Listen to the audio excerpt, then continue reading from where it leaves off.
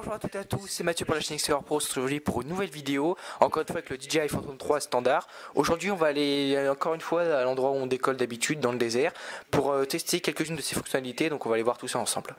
Ok, on se retrouve maintenant au milieu du désert, donc on a changé un petit peu d'endroit par rapport à d'habitude, on est un petit peu dans un cercle un petit peu fermé. Donc en fait qu'est-ce qu'on fait là? Il y a beaucoup de vent. Donc j'espère qu'on n'entendra pas beaucoup, j'espère que vous n'entendrez pas non plus beaucoup les cigales. On a fait exprès de se mettre dans un endroit, donc comme je vous disais, un petit peu à l'abri pour éviter tout ce qui est vent. En fait aujourd'hui on va surtout se concentrer sur l'application, parce que c'est surtout sur l'application qu'on va voir les fonctionnalités les plus intéressantes. Donc on va se concentrer sur l'application DJI Go.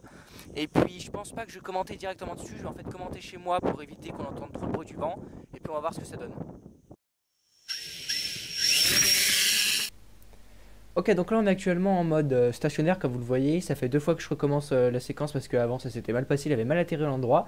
Donc on essayait le Return to Home, donc quand vous avez plus de batterie, etc.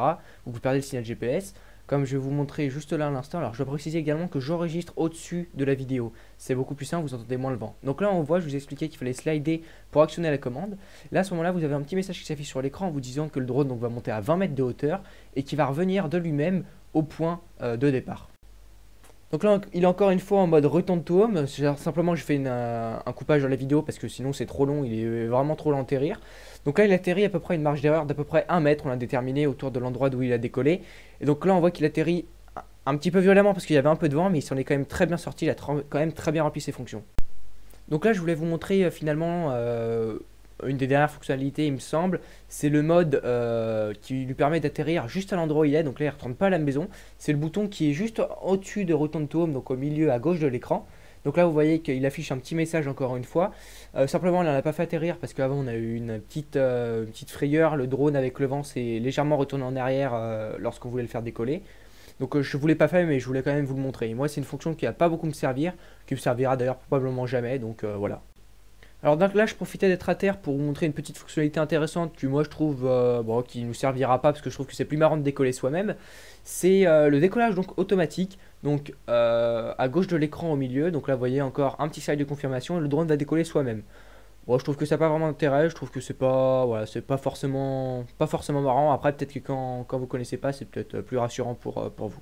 Et bien voilà, c'est la fin de cette vidéo sur le DJI Phantom 3 standard. Donc on aura fait à peu près le tour, je pense, de toutes ces caractéristiques. Bon, il y en a deux, trois peut-être que je vous ai pas évoqué, comme le mode Home Lock, etc. Nous, ça ne va pas nous être d'une grande utilité, donc on va pas le présenter.